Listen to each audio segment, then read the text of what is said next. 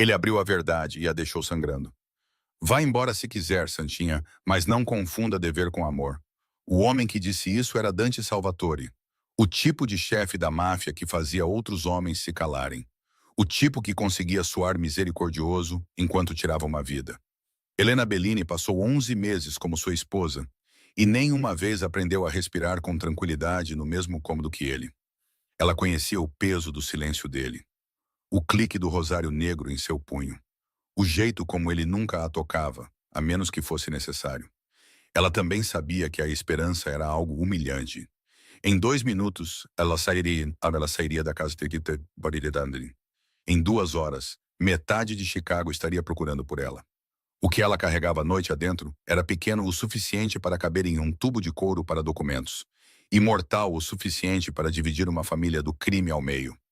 O segredo que seu pai morreu escondendo iria salvar Dante Salvatore. Ou terminar o que o amor nunca começou. Capítulo 1. A porta do escritório. Ele disse aquilo como um veredito. A primeira coisa que ouvi foi o rosário. Clique, clique, clique. Ônix negro contra os nós dos dedos. Lento, constante, pior do que gritos. Eu estava do lado de fora do escritório de Dante com uma bandeja de prata esfriando em minhas mãos. O expresso amargava nas xícaras enquanto homens lá dentro discutiam assassinato em italiano baixo. A porta não estava totalmente fechada. Nunca estava quando eles queriam que a casa se lembrasse de quem pagava pelas paredes. Muito bagunçado, alguém disse. Ele tocou no que era meu, Dante respondeu. Foi só isso. Uma cadeira arrastou, depois um som agudo, como um corpo batendo na beirada de uma mesa. Mantive meu rosto imóvel. Depois de 11 meses na Casa Salvatore, aprendi que a imobilidade era uma linguagem própria. O mármore sob minhas pantufas parecia pedra de igreja no inverno. Em algum lugar abaixo, os geradores zumbiam. Em algum lugar acima, uma mulher que tecnicamente pertencia ao homem mais temido de Chicago estava do lado de fora de sua porta. Ela equilibrava as xícaras como se este fosse um casamento normal. A porta se abriu com força suficiente para fazer a bandeja tremer.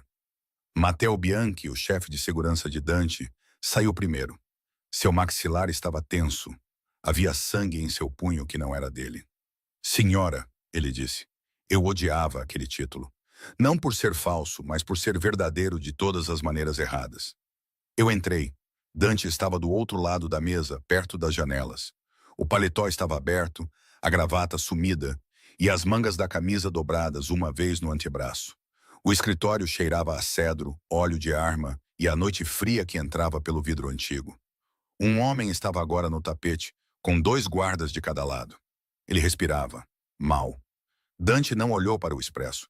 Ele olhava para um mapa aberto sobre a mesa. Uma mão estava apoiada ao lado, a outra flexionando uma vez, como se ele tivesse esquecido que tinha ossos. Foi quando viu sangue em seus nós dos dedos, fresco.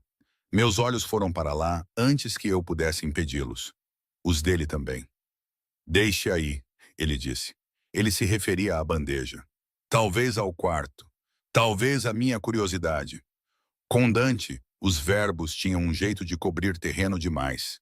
Eu coloquei o expresso na mesa. O homem no tapete fez um som úmido. Eu deveria ter saído. Qualquer mulher com juízo teria saído. Mas o sangue já começava a escorrer para o pulso de Dante. E sem pensar, sem nenhuma estratégia, sem me perguntar que tipo de tola eu era, eu atravessei a sala.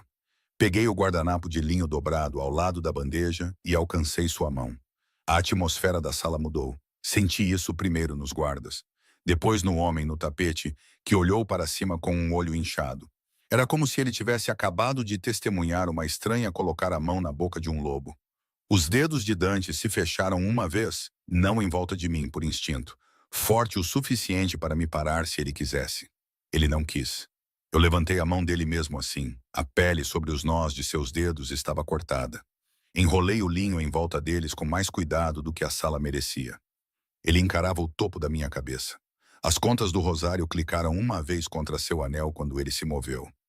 Ninguém limpou esse corte, eu disse, porque o silêncio parecia pior. Vai abrir de novo. Sua voz veio baixa. Você está me dando instruções? Não, eu amarrei o linho. Estou salvando o tapete da Teresa.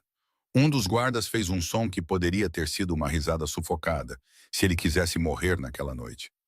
Dante olhou para mim então, olhou de verdade. Seus olhos eram tão escuros que transformavam qualquer expressão em um boato.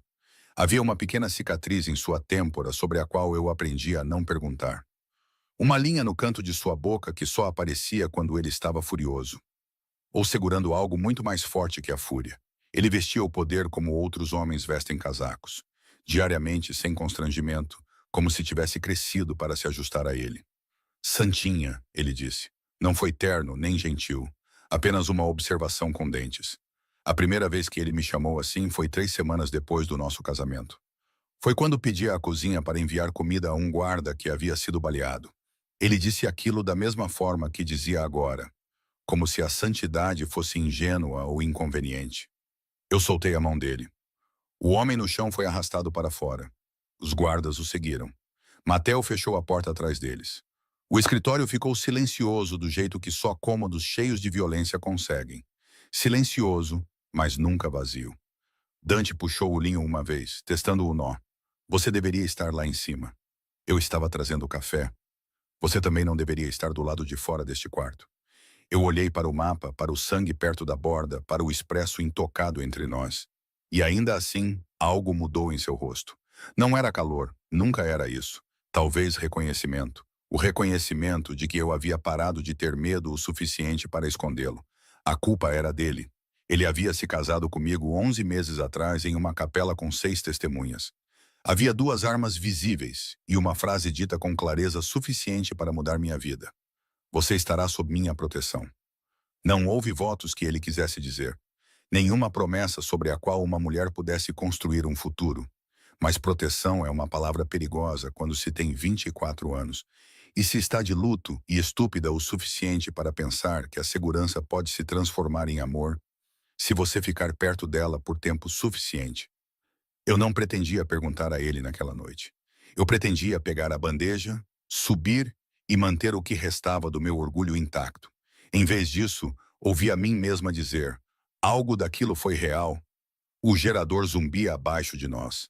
O olhar de Dante não se moveu. Seja específica. Eu odiei aquela resposta porque significava que ele já sabia. O casamento. As palavras saíram arranhando.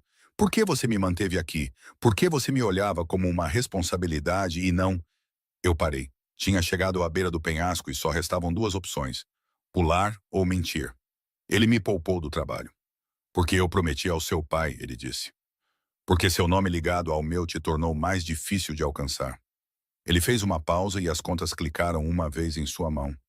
Se você está perguntando se eu me casei com você porque te amava, Helena, a resposta é não. A sala continuou de pé. Foi a primeira coisa que notei. Então o segundo golpe veio. Eu nunca te amei. Ele não levantou a voz. Essa era a violência da coisa. Ele disse aquilo como um fato já assinado e arquivado. Eu esperei que a humilhação fosse barulhenta. Não foi. Foi precisa, como uma costura se rompendo em algum lugar que ninguém mais podia ver. Eu assenti uma vez. Minha garganta doía. Tudo bem, eu disse. Isso o fez piscar, apenas uma vez. Nenhuma lágrima veio, não ali. Eu preferiria ter engolido vidro. Peguei a bandeja porque minhas mãos precisavam de trabalho. Ele me observou arrumar as xícaras. Observou-me alisar a borda do guardanapo sob os pires, como se a ordem pudesse me salvar do que acabara de ser dito. Helena. Foi a primeira vez que ele usou meu nome em dias. Eu olhei para ele. Ele parecia prestes a dizer algo mais. Talvez para suavizar, talvez para piorar. Eu nunca saberia, porque fiz a única coisa que podia fazer e ainda continuar sendo eu mesma. Eu saí. Lá em cima, peguei o tubo de documentos do fundo falso do meu guarda-roupa. Peguei também o pequeno estojo de couro para reparos que fora do meu pai. E o livro de orações com a lombada rachada que eu mantinha ao lado da minha cama desde os 12 anos. Deixei a aliança de casamento na mesa de cabeceira. Deixei os roupões de seda que Teresa me comprou. Deixei a vida que nunca realmente abriu sua mão para mim. Quando passei pelas escadas da frente, Mateo se levantou de sua cadeira. Senhora, não, eu disse suavemente. Talvez ele tenha visto meu rosto. Talvez ele soubesse que não deveria me tocar quando eu estava tão cuidadosamente composta. Ele me deixou passar. Lá fora, o ar de novembro cortava meu casaco. Os portões se abriram porque ninguém na casa de Dante Salvatore imaginava que sua esposa sairia a pé no meio da noite. A cidade cheirava a pedra molhada, fumaça de escapamento e vento do lago. Eu continuei andando. Atrás de mim, os portões se fecharam com o peso de uma porta de igreja. Eu não olhei para trás. Capítulo 2. O apartamento acima de Santa Cecília. As regras dele me seguiram até em casa. O apartamento ainda cheirava a cola, poeira e papel velho. Minha vida antiga sempre existiu acima do estúdio de restauração Bellini, em 3 cômodos estreitos com pisos inclinados e janelas que tremiam quando os ônibus passavam. Eu não ia lá há quase um ano. O pessoal de Dante o havia selado após o casamento. Eles empacotaram minhas mesas de trabalho e o chamaram de inseguro. Quando destranquei a porta às 3 da manhã, o ar me atingiu como uma memória. Pasta, fio de linho, sabonete de lavanda. O fantasma fraco do tabaco do meu pai nas estantes. Uma vida em escala humana. Fiquei no escuro com minha bolsa ainda no ombro e chorei por exatos 23 segundos. Não porque Dante me machucou, embora ele tivesse. Não porque eu tive esperança, embora eu tivesse. Chorei porque o apartamento ainda parecia meu, apesar de todas as maneiras que não deveria. Então, enxuguei o rosto, coloquei o estojo de reparos do meu pai na mesa da cozinha e verifiquei as fechaduras. Às 8 horas alguém bateu.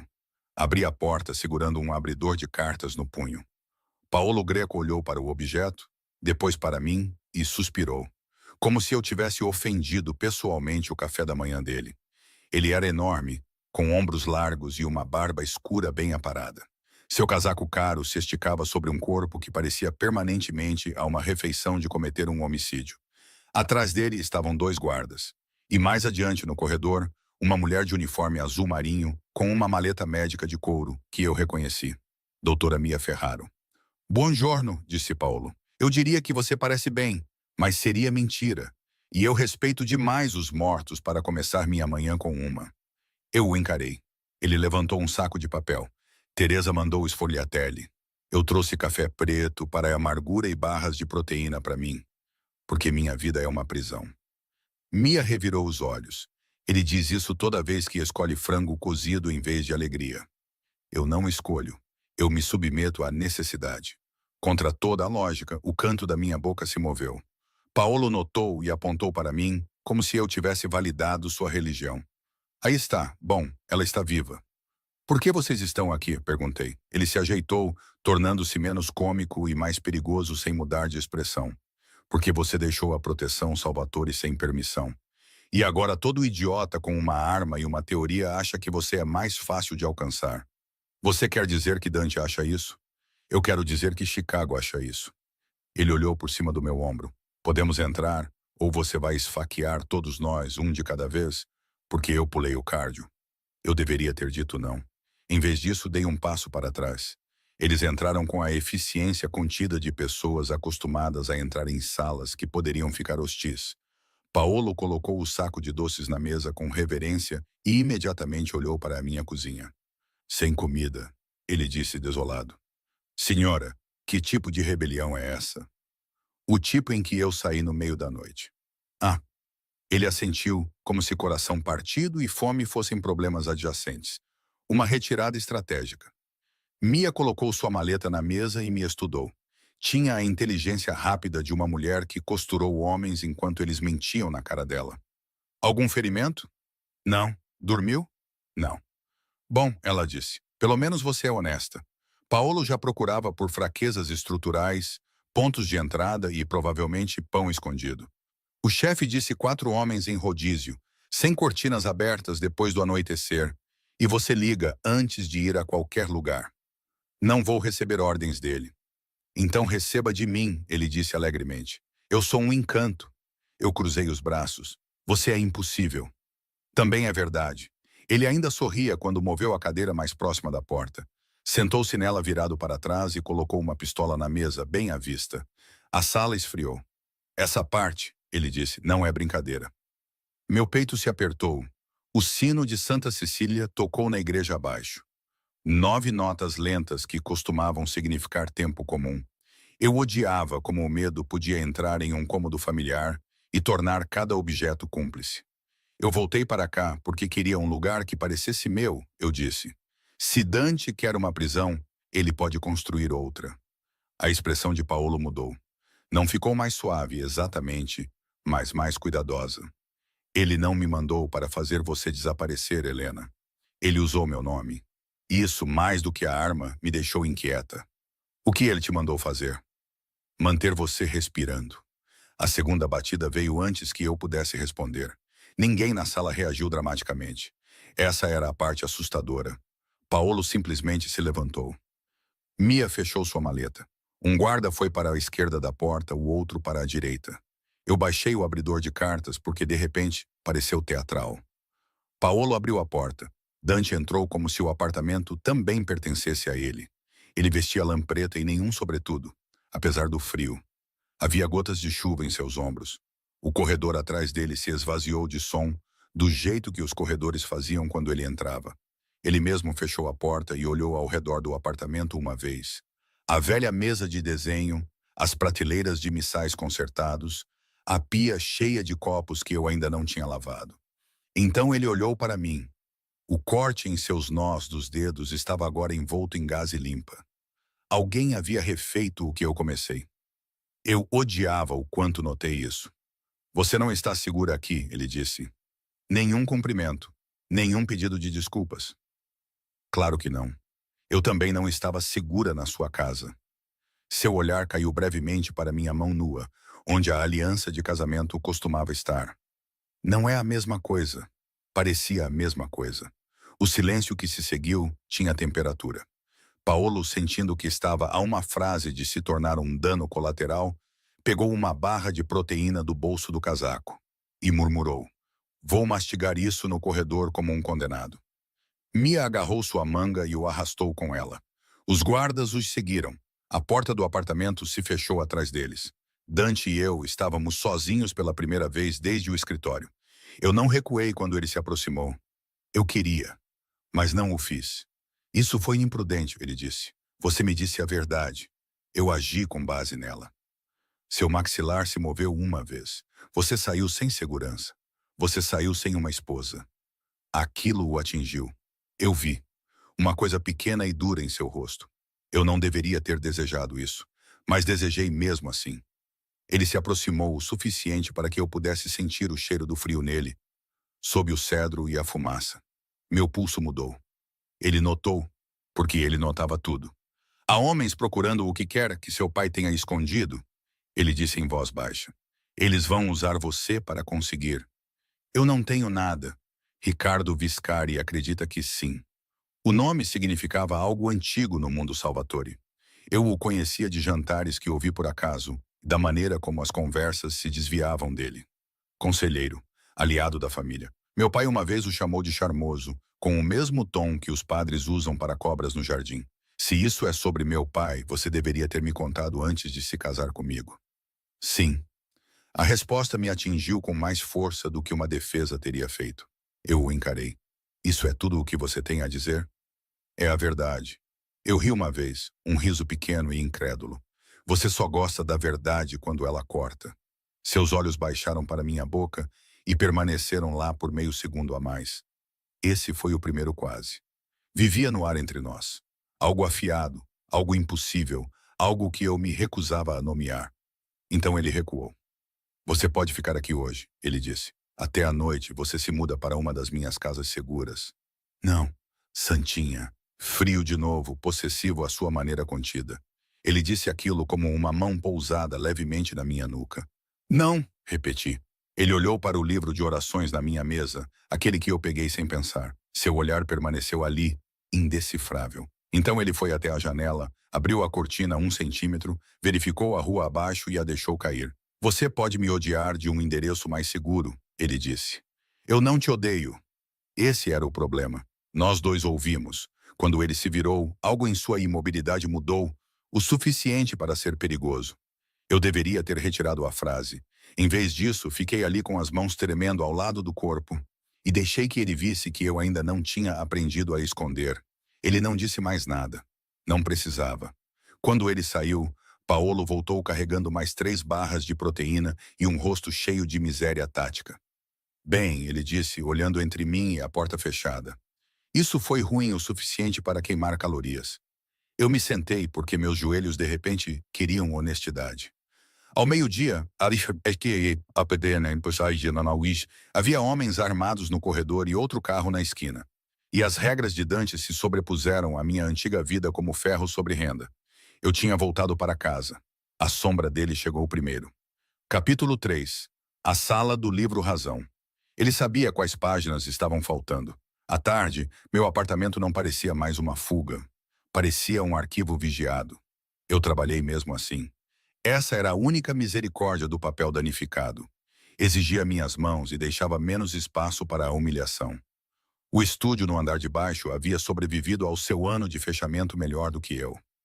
As longas mesas de carvalho estavam cobertas de poeira, mas sólidas. As prensas se alinhavam na parede como velhos pacientes.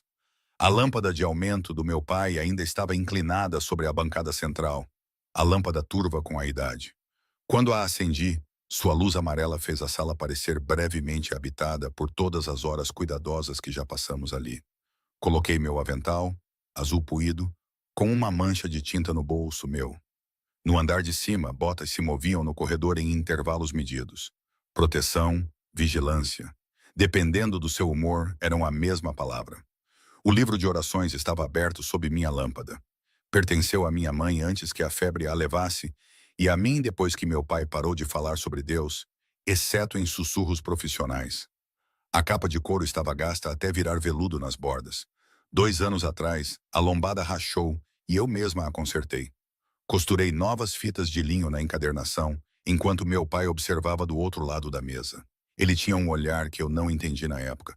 Eu entendia menos agora. Dante havia olhado para este livro naquela manhã como se fosse uma gaveta trancada que ele já havia tentado abrir. Isso me incomodou o dia todo. Então comecei pela dobradiça. A restauração é parte medicina, parte escuta. O papel te diz onde doeu se você parar de impor sua própria impaciência a ele. Ajeitei o livro, deslizei uma microespátula sob o forro reparado e senti imediatamente que algo estava errado. Não com a idade, com o peso. A capa era muito pesada de um lado. Eu me recostei. Meu pai me ensinou a nunca forçar rápido. Coisas escondidas rasgam facilmente quando reveladas por mãos desajeitadas.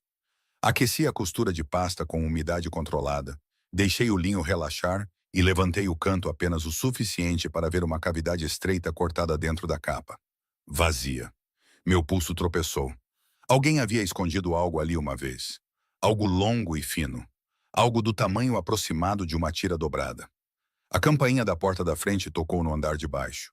Assustei-me o suficiente para arranhar o papel com a unha. Praguejei baixinho, cobri o livro com linho e fui para as escadas. Paolo estava na porta abaixo segurando 2 cafés e parecendo ofendido pela gravidade. Eu trouxe um tributo, ele anunciou.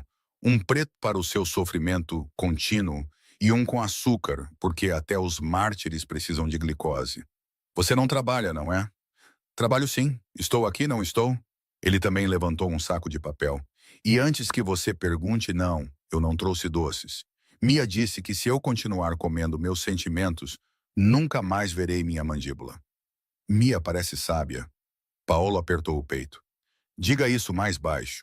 Eu já a amo mais do que a dignidade. Ele subiu as escadas sem ser convidado, porque os limites no mundo de Dante eram decorativos. Quando viu minha mesa de trabalho, ele assobiou. Este lugar sempre cheira a chuva e igreja velha. É pasta, eu disse. Seja o que for, me dá vontade de confessar pecados que ainda não cometi. Isso implica contenção. Cruel. Ele colocou os cafés na mesa e se inclinou sobre o livro de orações. Este é o famoso artefato? Olhei para cima bruscamente. Famoso para quem? Ele se endireitou imediatamente. Não sou culpado. Cuidado! Para homens que foram instruídos a não tocá-lo. O que significava Dante? Meu estômago gelou. Antes que pudesse decidir se ficava com raiva ou com medo, a campainha da frente tocou novamente. Desta vez, a expressão de Paolo se esvaziou de comédia. Ele passou por mim, com uma mão já dentro do casaco. Fique aqui, ele disse. Eu não fiquei.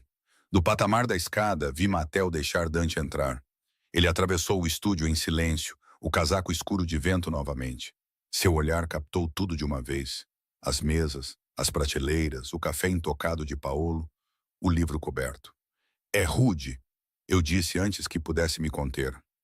A frequência com que você entra nos cômodos como um veredito. Paolo fez um som entre uma prece e fome. Dante o ignorou. Mostre-me. Eu deveria ter recusado. Em vez disso, puxei o linho para trás. Ele veio ficar ao meu lado na mesa de trabalho, perto demais. Perto o suficiente para que o calor dele tocasse minha manga, enquanto o resto da sala permanecia fria. Seu rosário estava enrolado uma vez em sua mão. Contas escuras contra sua pele. Clique. Uma vez, meu coração estúpido notou. Havia uma cavidade na capa, eu disse. Está vazia agora. Você consertou a lombada há 2 anos. Sim. Quem manuseou o livro depois disso? Meu pai, eu, ninguém mais. Dante olhou para a dobradiça levantada, depois para mim. Você tem certeza? Eu me virei, ofendida pela implicação. É isso que eu faço. Ele sustentou meu olhar. Eu sei. As palavras soaram estranhas, não desdenhosas, não duvidosas, algo pior. Respeito. Esse foi o segundo quase. Não físico desta vez. Algo mais silencioso e de alguma forma mais perigoso. A sensação de ser vista exatamente onde eu guardava minha competência. Apontei para a capa. Tem mais. Usando a lâmpada, inclinei o papel para que a superfície captasse a luz. Na borda do miolo, sob a antiga folha de guarda, marcas de sulcos fracos mostravam onde uma tira fora inserida e retirada mais de uma vez. Uso repetido, eu disse. Não é um esconderijo de uma única vez. Paolo nos observava como um homem perto demais de um milagre da igreja, esperando os detalhes da fatura. A boca de Dante se achatou. Seu pai estava movendo algo sem me dizer para te manter viva. A raiva brilhou tão rápido que pareceu limpa. Então talvez todos nesta cidade devessem parar de decidir o que me mantém viva. Antes que qualquer um dos homens pudesse responder, o vidro da janela dos fundos se estilhaçou. Matel se jogou no chão. Paolo me derrubou pelo ombro antes que meu cérebro acompanhasse. A sala explodiu em som, botas, tiros abafados por tijolos velhos, o grito de Teresa de algum lugar lá em cima. Paolo praguejando sobre morrer de fome. Dante se moveu com uma economia aterrorizante. Ele empurrou a mesa de trabalho de lado, cobrindo a mim e ao livro em um único movimento. Então sacou a arma e atirou 2 vezes pela janela quebrada antes que eu visse a sombra do lado de fora. O cheiro de pólvora inundou a sala com cheiro de pasta. Fique abaixada, ele disse. Desta vez não discuti. O tiroteio parou quase tão rápido quanto começou. Sirenes soaram à distância. Matel gritava em um rádio. Perto do meu ouvido, Paolo murmurou. Se eu levar um tiro antes que Mia diga sim para o jantar, vou assombrar todos vocês. Eu olhei para cima. Dante ainda estava de pé sobre mim, uma mão apoiada na mesa virada. Seu corpo estava entre o meu e o vidro quebrado. Uma fina linha de vermelho corria por sua mandíbula, onde um caco o havia atingido. Você está sangrando, eu disse. Ele me encarou por uma fração de segundo a mais, como se essa resposta importasse mais do que as balas. Então ele se endireitou. Eles encontraram o livro rápido demais, disse ele a Matel. Alguém próximo está falando. Aí estava. Traição, ainda não nomeada, mas perto o suficiente para respirar. Quando os homens começaram a tapar a janela, Dante pegou meu livro de orações e me entregou como se contivesse um fusível aceso. Você vem comigo, ele disse. Segurei o livro danificado contra o peito. Não. Seu olhar foi para o vidro estilhaçado, depois de volta para o meu rosto. Essa foi a sua resposta. Ele estava errado. A resposta veio quando percebi que ele já sabia que este livro importava antes de mim. E ele nunca me disse por quê. Dante, ele notou as mãos dela no primeiro dia porque elas nunca tremiam perto de coisas arruinadas. Ele anotou naquela noite no escritório porque ela pegou sua mão sangrando como se pertencesse a um homem e não a uma arma. Agora, observando-a embalar o livro de orações contra o peito sob o vidro quebrado, Dante sabia de 2 coisas com clareza absoluta. Ricardo havia se movido mais rápido do que o esperado, e Helena Bellini preferiria morrer de pé a obedecer suavemente. Que Deus ajudasse os homens que confundissem isso com fraqueza. Capítulo 4. A escada da capela. Sua mão encontrou minha cintura no escuro. Dante não me levou de volta para a casa Salvatore. Ele me levou para a capela na extremidade norte da propriedade, onde sua família enterrava seus mortos e escondia suas conversas difíceis. Ela ficava atrás da vila principal, sob ciprestes nus, de pedra e privada. O tipo de lugar que católicos ricos construíam quando queriam Deus por perto, mas não de forma inconveniente. Quando chegamos, a noite havia caído em uma escuridão azul e dura. O ar cheirava em folhas molhadas e vento do lago. Homens armados se moviam pelos jardins em silêncio disciplinado, seus rádios estalando suavemente. Ninguém olhava diretamente para mim. Ninguém nunca olhava quando Dante estava por perto. As portas da capela eram de nogueira e pesadas o suficiente para parecerem um veredito quando se fechavam. Lá dentro, velas votivas queimavam diante do altar em copos de vidro vermelho. Folhas de ouro brilhavam em torno de santos antigos, cujas expressões sugeriam que haviam sobrevivido a homens piores que os nossos.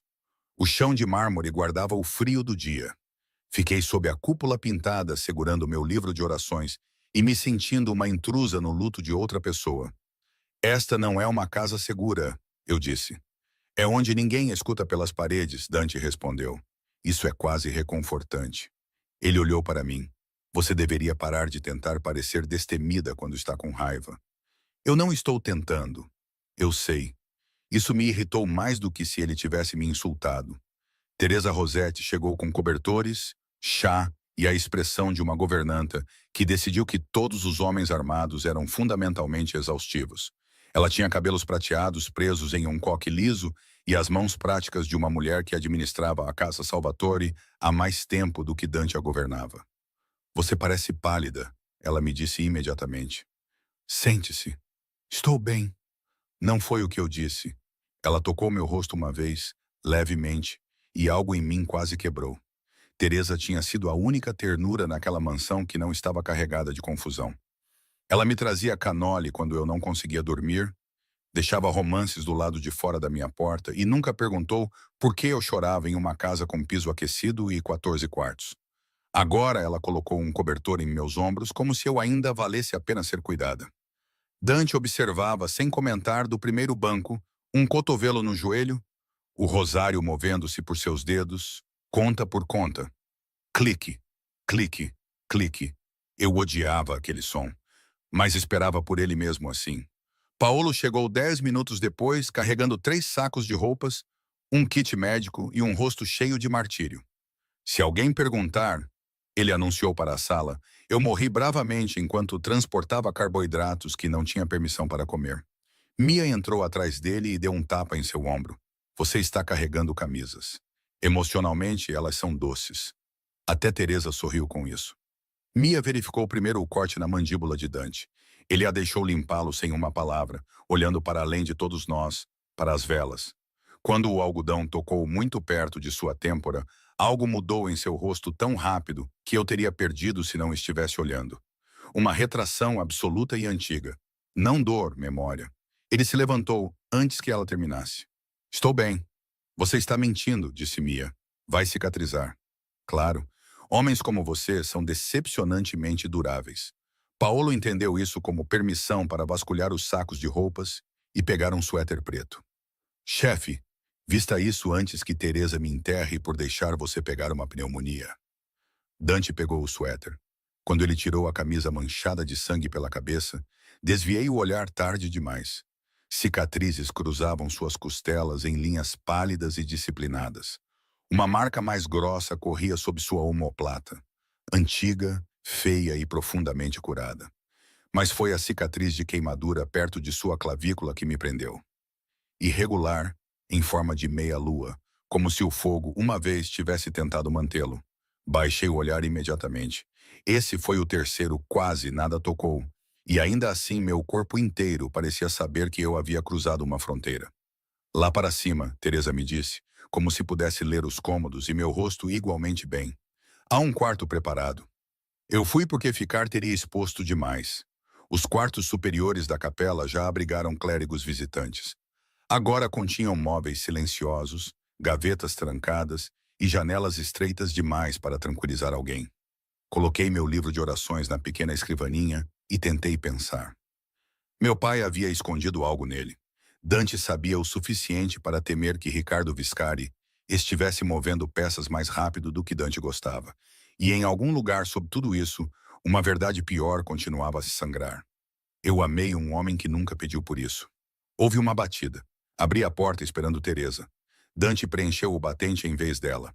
Ele havia trocado para o suéter preto. Isso o fazia parecer menos uma ameaça pública e mais algo privado. E pior, o rosário pendia de sua mão. A luz das velas do corredor traçava os ângulos de seu rosto em algo quase cansado. Precisamos conversar, ele disse. Nós sempre precisamos conversar. Apenas raramente o fazemos. Sua boca se moveu, quase um sorriso e nada gentil. Posso entrar? Isso me assustou o suficiente para que eu me afastasse. Ele foi até a escrivaninha, viu o livro de orações e não o tocou. Bom, se ele o tivesse pego sem pedir, eu poderia tê-lo expulsado por princípio. Seu pai veio até mim 6 dias antes de morrer, ele disse. Ele me disse que tinha provas de que alguém dentro da minha organização vendia informações há anos. Raízes, nomes, remessas. Ele disse que se algo acontecesse com ele, você estaria em perigo antes de entender o porquê. Fiquei muito quieta. Ele não me disse onde estava a prova. Dante continuou. Apenas que a havia escondido bem o suficiente para que os olhos certos soubessem quando procurar. E você se casou comigo. Para colocar meu nome sobre o seu antes que Ricardo te alcançasse. Aí estava, o mistério rápido se abrindo finalmente. Meu pai pediu isso? Sim. A resposta roubou mais ar do que a raiva. Por que você não me contou? Porque quanto menos pessoas soubessem, eu não sou pessoas nisso, Dante. Não, ele disse em voz baixa. Você era o alvo. Eu me virei porque as lágrimas ameaçavam e eu preferiria ter mordido a língua. Ele se aproximou um passo. Não o suficiente para tocar.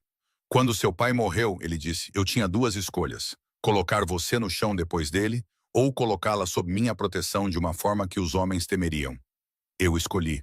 Você escolheu por mim. Sim. A honestidade dele era enfurecedora. Sempre foi.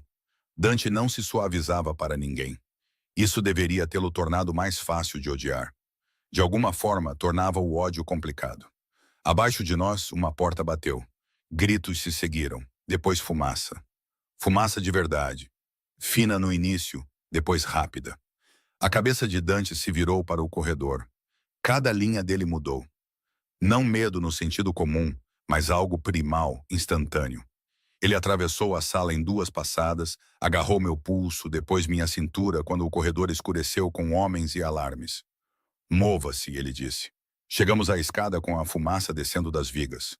Um suporte de velas na entrada da nave havia sido derrubado em um pano pendurado. Teresa gritava por extintores. Homens corriam. Paolo amaldiçoava em detalhes operísticos sobre morrer em uma igreja desidratado. Eu tossi, tropecei no 2º degrau, e a mão de Dante se fechou na minha cintura. Não no meu braço, na minha cintura. Firme, inevitável, calor através da lã, do cobertor e da pele. Ele virou o corpo para me proteger da multidão e me puxou para baixo contra ele, bem quando um suporte de latão caiu onde eu estava um instante antes. A força disso bateu meu ombro em seu peito. Minha mão pousou sobre a cicatriz de queimadura sob seu suéter. Ele ficou imóvel. Não por muito tempo, apenas o tempo suficiente para eu sentir a velha violência enterrada naquela cicatriz, fraca sob minha palma. Então ele se moveu novamente, arrastando-me pela fumaça em direção à saída lateral, enquanto homens batiam nas chamas com casacos e maldições. Lá fora, o frio bateu como água. Curvei-me tossindo no cascalho. Dante se agachou na minha frente. Olhe para mim. Eu olhei. Suas pupilas estavam dilatadas. Cinzas manchavam uma de suas bochechas. Ele parecia furioso. Não comigo, nem mesmo com o fogo. Com a memória, com algum quarto antigo ainda queimando por trás de seus olhos. Lucia morreu na fumaça. Ele disse abruptamente, como se as palavras tivessem saído dele à força. Minha irmã. Então ele se levantou, antes que eu pudesse responder, gritou ordens na noite e se tornou o chefe novamente. Mia soube o resto de Teresa mais tarde, enquanto verificava meus pulmões. Lucia, 16 anos. Sofia Salvatore, a mãe de Dante.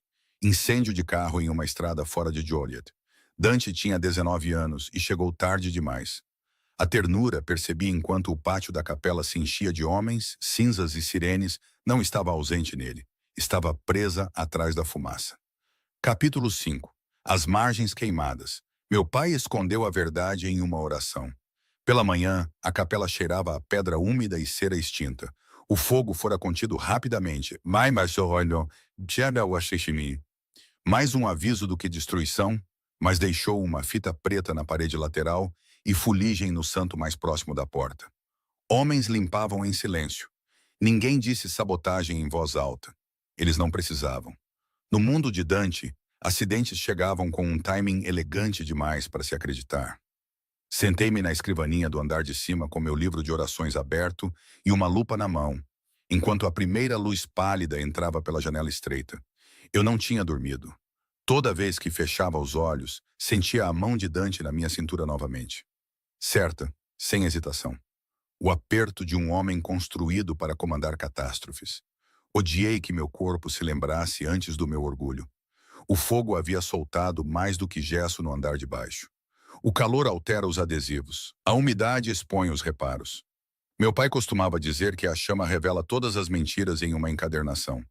Ele se referia a cola, couro, reparos falsos. Eu não tinha entendido até aquela manhã que ele também se referia a pessoas. Segurei a folha de guarda aquecida sob a lâmpada e observei linhas fracas surgirem no papel à medida que o ar preso se deslocava. Não era escrita exatamente. Marcas de pressão. A mão do meu pai estivera ali, fina, disciplinada, impaciente com ferramentas cegas. Polvilhei a página com pó de grafite e as impressões marcadas escureceram o suficiente para ler em fragmentos. Não orações. Nomes, datas de remessa, números, iniciais de ruas e uma linha pressionada mais fundo que as outras. Forte o suficiente para quase cortar o papel. Rota L. Salvatore. Viscari liberou. Minha boca secou. Lúcia, uma tábua do assoalho rangeu atrás de mim. Virei-me tão rápido que a lupa escorregou dos meus dedos. Dante estava na porta, o casaco dobrado sobre um braço, o cabelo ainda úmido de um banho apressado. O rosário preto enrolado uma vez em seu punho. Ele não se desculpou por entrar. Nunca o fazia. O único aviso que ele dava a uma sala era a maneira como ela mudava ao seu redor. Você encontrou algo, ele disse. Não era uma pergunta. Olhei de volta para a página. Você sabia que meu pai mantinha registros. Eu sabia que ele temia alguém dentro da minha casa. Não é a mesma coisa. Não. Seu olhar se moveu para as marcas de pressão. Não é. Eu deveria ter coberto o livro. Deveria ter exigido respostas primeiro. Em vez disso, ouvi a tensão na minha própria respiração e a odiei o suficiente para buscar firmeza de qualquer maneira que pudesse. Peguei a lupa, alinhei-a novamente. Fiz minha voz cumprir seu trabalho. São vestígios de impressão, eu disse. Ele escreveu em uma página que costumava ficar sobre esta. A pressão forte deixa memória nas fibras do papel. O calor a revelou. Dante se aproximou, sem tocar. Nunca tocava quando era mais importante. Apenas perto o suficiente para que eu pudesse sentir o cheiro de sabonete sobre o cedro, linho limpo sobre algo mais frio. O exterior ainda grudado nele. A lâmpada projetava seu perfil em luz dura. Ele não disse nada por um momento. Então, muito baixinho, leia para mim. Então eu li. 3 rotas de remessa, 2 pagamentos, 4 iniciais que eu conhecia das mesas de jantar dos Salvatore, e o nome de Lucia seguido pelo de Viscari. Quando terminei, o silêncio na sala adquiriu arestas. Meu pai tinha mais do que isso, eu disse. Ele não esconderia uma guerra dentro de um livro de orações e chamaria isso de cautela. Os olhos de Dante se deslocaram para o tubo de couro para documentos na prateleira ao lado do meu estojo de reparos. Segui seu olhar tarde demais. Foi assim que meu segredo veio à tona. Não por confissão, mas porque seu olhar o encontrou e o segurou. Você pegou isso quando saiu, ele disse. Era uma acusação. Era pior. Reconhecimento. Cruzei os braços. Era do meu pai. O que tem dentro? Nada. Helena. Odiei como a voz dele podia despir as mentiras até os ossos. Peguei o tubo da prateleira e desparafusei a tampa de latão com dedos que de repente pareceram desajeitados. Uma tira de velino enrolada deslizou para minha palma. Eu a tinha olhado 2 vezes desde o funeral do meu pai, e não entendi nada além de alguns números e uma impressão de selo quase achatada pela idade. Eu aguardei porque ele a colocou em minhas mãos na semana antes de morrer e disse: se eu não puder terminar, não deixe a covardia de um Bellini enterrar a verdade. Eu não tinha contado a Dante porque confiar nele parecia demais com se ajoelhar. Agora, o velino estava entre nós de qualquer maneira. Sua mandíbula endureceu. Você tinha isso o tempo todo. Eu não sabia o que era. Você tinha. Olhei para cima. Você teria me contado a verdade se eu o entregasse? Um músculo tremeu uma vez perto de sua têmpora. Não era resposta suficiente. Ele pegou o velino apenas depois que eu mesma o coloquei na mesa. Sob a lâmpada, a tinta antiga aparecia em faixas. Uma tira de livro-razão, nomes com referências cruzadas a datas, pagamentos, rotas. Uma coluna escrita na taquigrafia latina do meu pai, porque os arquivos da igreja haviam treinado sua mão para disfarçar o comércio dentro da santidade. Dante leu rapidamente, depois mais devagar. Ricardo pagou para liberar a rota de Joliet, ele disse. A sala balançou em torno dessa frase. Para Lucia, sussurrei. Para o carro. Sentei-me porque meus joelhos pararam de fingir. Meu pai sabia ou descobrira depois. Ele escondera a prova em vez de torná-la pública, porque a verdade pública enterra homens comuns. Ele fora até Dante. Dante se casara comigo. E em algum lugar no meio, todos decidiram que eu era uma coisa a ser movida, em vez de uma pessoa autorizada a saber o porquê. Minha garganta queimava. Você sabia antes de hoje que Ricardo os vendeu? Não, disse Dante. Acreditei nele instantaneamente. O que me enfureceu. Ele estendeu a mão para o livro de orações, depois parou antes de tocar na margem queimada. Você mesma restaurou isso. Sim, a dobradiça resistiu ao calor. É o que o linho apropriado faz. Engoli em seco. Você acha que a violência é a única coisa que pode manter uma estrutura unida. Seus olhos se ergueram para os meus. E você acha que o cuidado muda para o que algo foi construído para carregar. Ele disse. Nenhum de nós desviou o olhar. Esse foi o quarto quase não um beijo, pior, um momento em que entendi exatamente o quão perigoso seria se ele dissesse algo gentil e quisesse dizer aquilo. Uma batida forte abriu a sala. Mateo entrou sem esperar permissão, o rosto esculpido em pedra. Chefe, temos movimento no portão leste. 2 vans não registradas. Paolo está verificando as câmeras. A expressão de Dante se fechou imediatamente. E? Uma câmera caiu 10 minutos antes das vans aparecerem. Ajuda interna, eu disse. Mateo olhou para mim. Pela primeira vez havia algo como respeito nele, ou preocupação. Difícil dizer com homens que usavam o perigo profissionalmente. Sim, ele disse, e não da parte de baixo da casa. Dante entregou-lhe o velino. Tranque isso no cofre inferior. Mateo o pegou, mas eu estendi a mão antes que ele se virasse. Não. Ambos os homens olharam para mim. Se essa tira desaparecer, tudo o que teremos é a sua certeza e meu pai morto. Levantei-me, o pulso derrapando. Eu faço uma cópia primeiro. As sobrancelhas de Mateo se ergueram a menor fração, como se ele não esperasse que eu soubesse recusar homens armados educadamente. Dante disse, você tem 60 segundos. Eu me movi. O velino odeia pressa. Eu também. Mas minhas mãos conheciam seu trabalho. Fixei a tira sob vidro, coloquei papel de arquivo translúcido sobre a superfície e usei a lâmpada de luz rasante para realçar a tinta enquanto desenhava as colunas em notação espelhada. Meu pai me ensinara isso também, como fazer uma cópia fiel que nenhum ladrão pudesse ler à primeira vista. Quando terminei, Paolo entrou correndo com 3 telefones, um doce e um nível de indignação que parecia exceder as circunstâncias. Boas notícias, ele disse. Encontrei a falha na câmera. Más notícias. Foi feita por alguém que sabe escrever. Estamos em sérios apuros. Ele viu o velino, Mateo, meu rosto, o de Dante e parou. Ah, ele acrescentou, então emocionalmente também estamos em sérios apuros. Até a boca de Mateo quase se moveu. Paulo olhou para o doce meio comido em sua mão com profunda tristeza. É por isso que eu cozinho sob estresse relacionamentos que não posso ter. Mia não fez isso, disse Mateo secamente. Paulo apertou o doce contra o peito. Crueldade de todos os lados. A risada que me escapou foi pequena, errada e necessária. Dante a ouviu. Seu olhar mudou. Algo em seu rosto se suavizou por um segundo impossível. Então o rádio no ombro de Mateo estalou com um tiro. A sala esfriou. Dante se virou para a porta. Ninguém a move sozinho. Mateo assentiu uma vez e desapareceu. O humor de Paolo desapareceu com a mesma velocidade. Chefe, eu sei.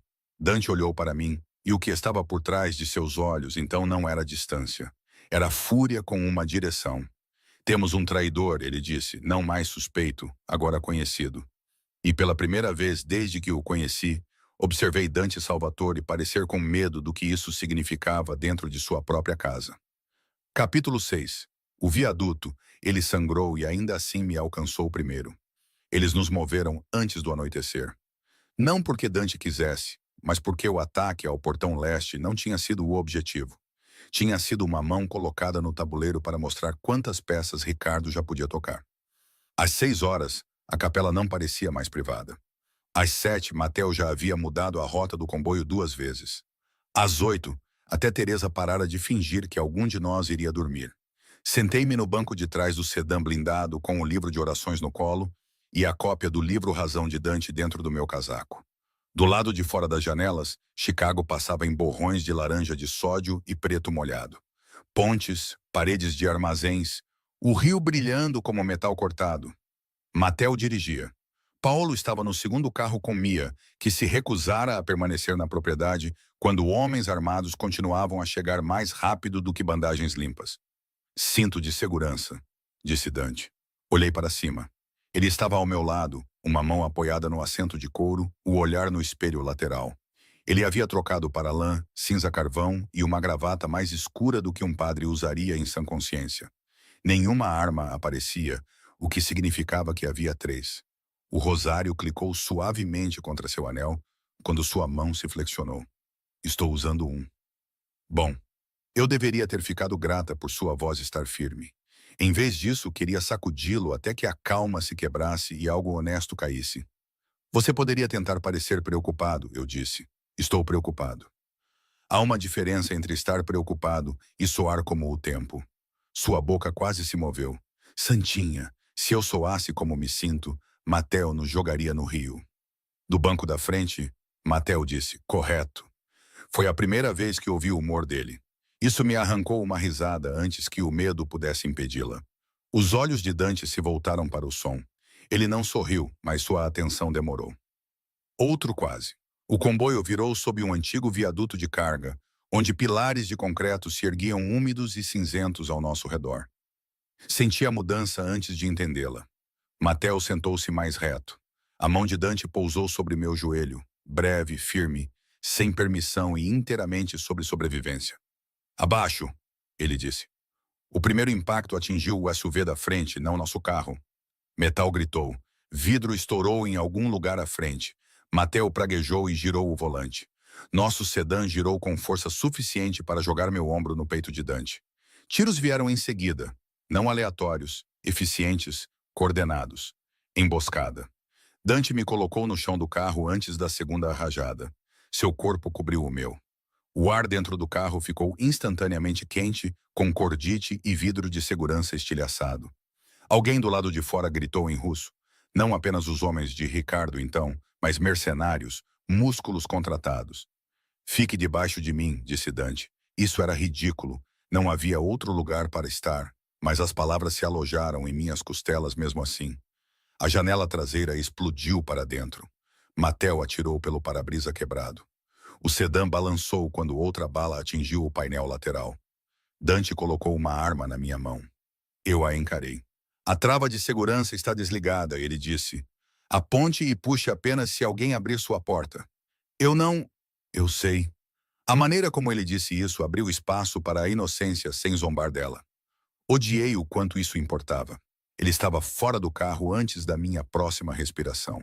Um movimento, porta aberta, corpo baixo, tiros respondendo a tiros com precisão aterrorizante. Eu o vi apenas em fragmentos através do vidro lateral estourado, casaco preto. Violência controlada. A economia brutal de um homem que nunca desperdiçava movimento porque o desperdício enterrava pessoas. Uma figura alcançou nossa porta.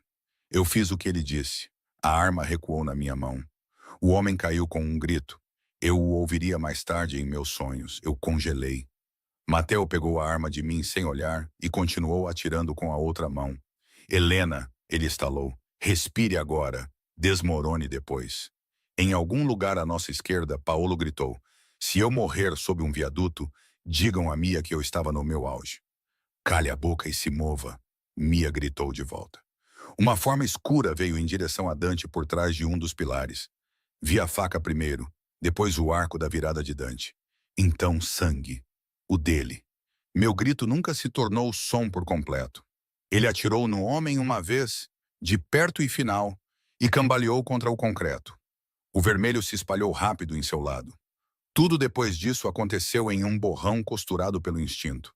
Os atacantes recuaram tão rapidamente quanto haviam chegado. Sirenes soaram à distância. Mateo gritava coordenadas. Paolo, surpreendentemente vivo, correu em nossa direção com uma manga escura e molhada. Mia se ajoelhou ao lado de Dante e ele a empurrou com a mesma força teimosa que usava contra as balas. Helena primeiro. Eu não estou sangrando, eu disse. Ele olhou para mim então. Olhou de verdade, da cabeça aos pés, contando as peças. Somente quando confirmou que estavam todas lá, ele deixou Mia cortar seu casaco. Foi quando viu o ferimento da faca. Não fatal, nem limpo. O sangue encharcava a camisa branca sob o terno e continuava a sair. Eles nos levaram para um apartamento seguro acima de um armazém de flores abandonado perto do rio. Um lugar de portas de aço, pisos rígidos e um cômodo mobiliado como se a violência ocasionalmente precisasse de um lugar civilizado para sentar. Mateo posicionou guardas. Paolo foi pelo corredor com Mia, protestando que seu dano era principalmente decorativo. Teresa chegou com suprimentos antes da meia-noite porque, aparentemente, nenhum tiroteio na vida de Dante poderia superar sua sopa. Encontrei Dante no quarto de hóspedes, sem camisa, ao lado da pia, enquanto Mia costurava a seu lado. Você se mexeu, ela disse. Você fala demais. Você sangra demais. Eu deveria ter ido embora. Em vez disso, fui ao armário. Encontrei gaze e a estendi. Mia olhou para o meu rosto e suspirou. Bom, ela disse, você pode impedi-lo de rasgar os pontos. Então ela nos deixou sozinhos. As mãos de Dante estavam apoiadas em ambos os lados da pia. A água corria rosa sob elas. Um dos pontos já começara a se soltar, porque é claro que sim. Você é impossível, eu disse. É o que me dizem. Sua voz estava mais fina agora, as bordas lixadas pela perda de sangue. Isso me assustou mais do que gritos teriam feito. Aproximei-me. Ele me observou no espelho, olhos escuros, despertos demais para um homem ferido. Meus dedos pairaram sobre o curativo antes que eu o tocasse. Pele quente, músculo duro saltando uma vez sob a pressão. O quarto cheirava a iodo, canos velhos e o leve cheiro de sal esmagado que sempre se agarrava a ele depois do ar noturno. Você deveria estar na cama. Você deveria ter ido embora quando eu disse. Isso teria impedido a emboscada? Não. Então não gaste sua força com precisão inútil. Por um batimento cardíaco, silêncio. Então, incrivelmente, sua cabeça pendeu, como se ele estivesse tentando não rir, com um buraco no lado. Troquei o curativo com mais cuidado do que no escritório. Menos choque desta vez. Mais conhecimento. Sua respiração diminuiu sob minhas mãos. A minha não. Você pegou minha mão naquela noite, ele disse de repente. Olhei para cima. No escritório. Ele continuou. Você não perguntou o que eu tinha feito. Você não recuou. Você viu sangue e o enfaixou. A sala ficou muito quieta. Isso foi tolice, sussurrei. Não. Seu olhar caiu para minha boca, depois se ergueu novamente porque a contenção vivia nele como um voto. Essa foi a primeira coisa tola que alguém fez por mim em anos que não tinha um preço anexado. Minha garganta se apertou, aí estava. Por que ela? Dito por ele finalmente, mesmo que apenas para si mesmo e para mim em um quarto onde a dor tornara a honestidade mais barata do que o normal. Amarrei o curativo. Minha mão tremeu quando terminei. Ele notou, porque ele notava tudo. Helena, se você parar de me olhar assim, eu disse, as palavras mal sobrevivendo em mim, eu ainda posso saber o que devo fazer. Algo se abriu em seu rosto e se fechou novamente, tão rápido quanto um relâmpago atrás das nuvens. Essa foi toda a permissão que havia em mim. Ele estendeu a mão lentamente, dando-me todas as chances de me mover. Eu não me movi. Sua mão tocou meu rosto. Apenas isso. A ponta áspera de seu polegar na minha mandíbula. O calor de sua palma. O cuidado terrível e a pouca força que ele usou. O beijo não foi mais do que uma respiração contida tornada real. Breve. Instável apenas do meu lado. Sua boca contra a minha com a contenção de um homem tratando a ternura como munição real. Senti a parada nele antes de sentir o desejo. Ele se afastou primeiro, a testa baixando até quase tocar a minha. Isso é tudo, ele disse, a voz rouca e baixa. Porque se eu continuar, esquecerei que você está com medo. Não tenho medo de você, eu disse. A verdade nos surpreendeu a ambos. Seus olhos se fecharam por um instante. Quando se abriram, estavam mais escuros. A guerra começa esta noite, ele disse. Como se convocada pela frase, a batida de Matel soou na porta. Chefe, Ricardo atingiu as contas do sul. 3 mortos, 2 armazéns queimando. Dante se endireitou com esforço visível. A suavidade desapareceu. O chefe voltou usando minhas impressões digitais em sua pele. Ele deu um passo em direção à porta, depois se virou. Sua mão se fechou uma vez em torno do rosário na pia. Em vez de guardá-lo no bolso, ele colocou as contas na minha palma. Ônix preto, quente dele. Guarde isso, ele disse. Encarei as contas entre nós. Por quê? Seu olhar segurou o meu. Porque se eles invadirem este quarto, quero que uma coisa minha já esteja na sua mão. Ele saiu antes que eu pudesse responder. No corredor, homens começaram a correr. A guerra havia chegado. Capítulo 7.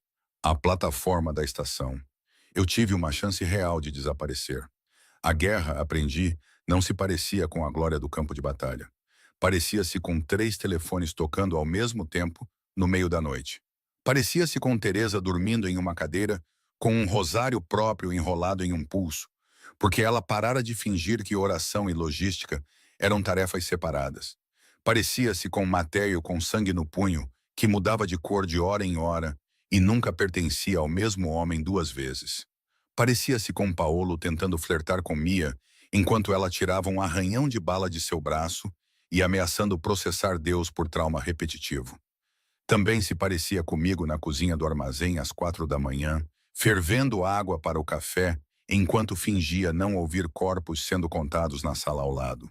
No terceiro dia, Dante se tornara menos um homem do que uma força movendo-se por corredores com pouco sono e muitas decisões. Ele mal comia. Falava em comandos curtos, ele me tocava apenas por acidente, e esses acidentes começaram a parecer escolhidos. As contas que ele me dera ficaram no bolso do meu casaco.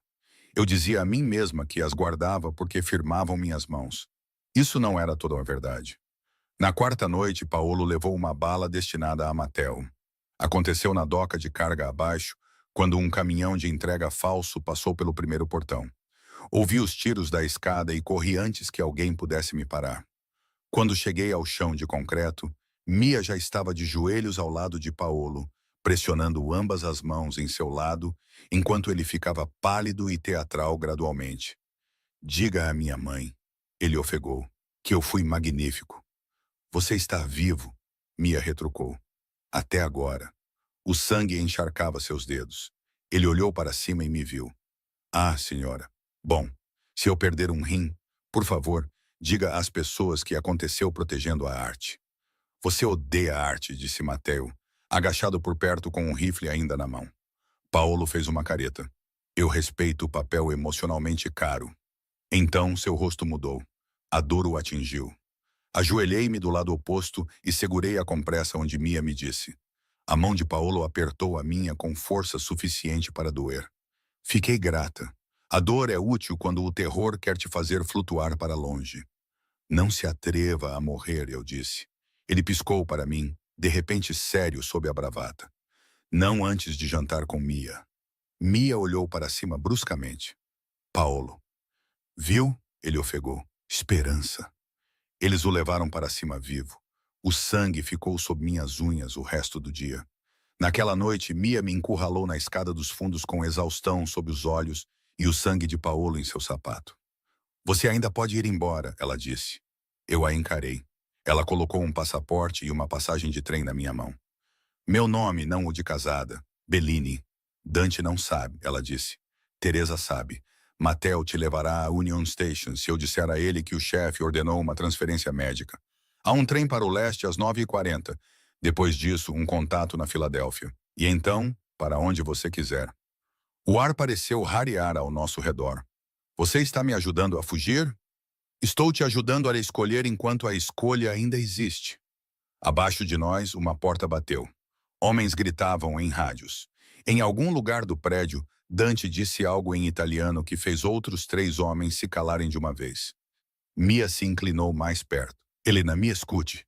Ele vai te proteger até que isso o mate. Isso não é o mesmo que ser capaz de te dar uma vida fora daqui. Olhei para o passaporte. Bellini. O nome parecia uma estrada que eu ainda não havia enterrado. E o Paolo? Perguntei. Ele vai viver se eu continuar a odiá-lo profissionalmente. Isso quase me fez sorrir.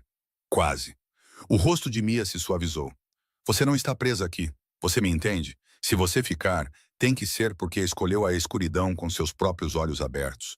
Não porque ele brilha o suficiente para te fazer esquecer o custo.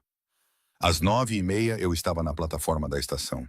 Matteo estava a 6 pés de distância, em roupas civis que não o faziam parecer menos armado. Ele não fez perguntas. Isso, mais do que simpatia, me fez suspeitar que Dante não havia ordenado isso. Matteo seguia instruções com muita precisão para improvisar traição por pena. A plataforma cheirava a diesel, cimento molhado e pretzels velhos sob as lâmpadas de calor. Famílias se aglomeravam em torno de bagagens. Uma menina de casaco amarelo arrastava um coelho de pelúcia por uma orelha. Ninguém olhou para mim 2 vezes. Deveria ter parecido liberdade. Em vez disso, parecia estar do lado de fora da minha própria vida. Na minha bolsa estavam o estojo de reparos do meu pai, o livro de orações, o livro Razão copiado e um envelope creme que eu carregava há meses sem abrir porque sabia exatamente o que continha. Uma oferta de bolsa da Escola de Conservação do Vaticano em Roma. Meu sonho antes de Dante. Antes do casamento como proteção. Antes de aprender o quanto uma pessoa podia ansiar por um quarto para permanecer quieto.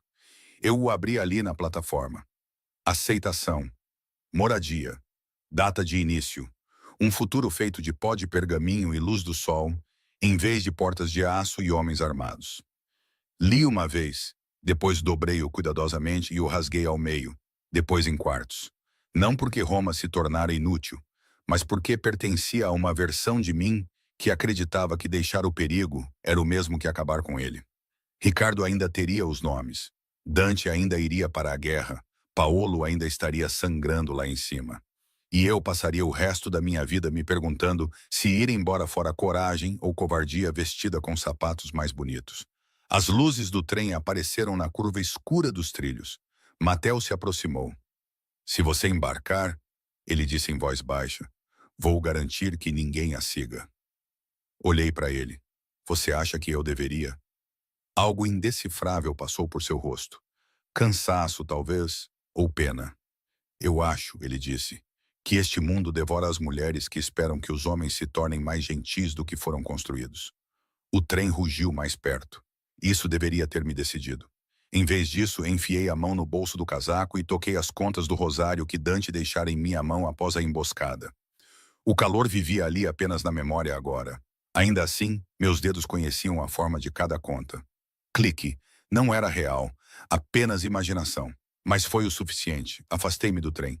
Matteo exalou uma vez bruscamente pelo nariz. Tem certeza? Não. Minha voz tremeu. Mas vou voltar mesmo assim. O custo me atingiu assim que eu disse. Roma se fora. Bellini sozinha não era mais um futuro. Qualquer inocência que restasse em mim permaneceria inocência por escolha. Não por ignorância. Isso era diferente, mais pesado, verdadeiro. Quando voltei ao armazém, perto das 10h30, Teresa olhou para o meu rosto e abriu os braços sem uma palavra. Deixei que ela me abraçasse por 3 segundos e depois me afastei, porque se ficasse ali mais tempo, choraria como uma criança. Dante estava na sala de operações. Mapas. Telas. Homens. Silêncio. Ele olhou para cima quando entrei. Seu olhar caiu brevemente para a bolsa ainda sobre meu ombro. A passagem de trem amassada na minha mão, depois de volta para o meu rosto. Nenhum alívio apareceu, nenhuma raiva também. Apenas algo tão controlado que se tornara visível. Você saiu, ele disse. Eu tive a chance. E dei um passo à frente até que todos os homens na sala entendessem que eu estava falando com ele, e apenas com ele. Eu voltei. Ninguém se moveu. A mão de Dante se fechou na borda da mesa. O rosário não estava lá. Eu ainda o tinha. Seus olhos caíram para o meu bolso uma vez, como se ele soubesse. Então ele assentiu em direção aos mapas. Bom, apenas isso. Na frente de seus homens, apenas isso. Mas quando me virei para subir novamente, senti seu olhar me seguir como uma mão que ele não ousaria usar. Eu recebera a porta, e voltei por ela eu mesma. Capítulo 8. O elevador de serviço. O homem que me guardava apertou o andar errado.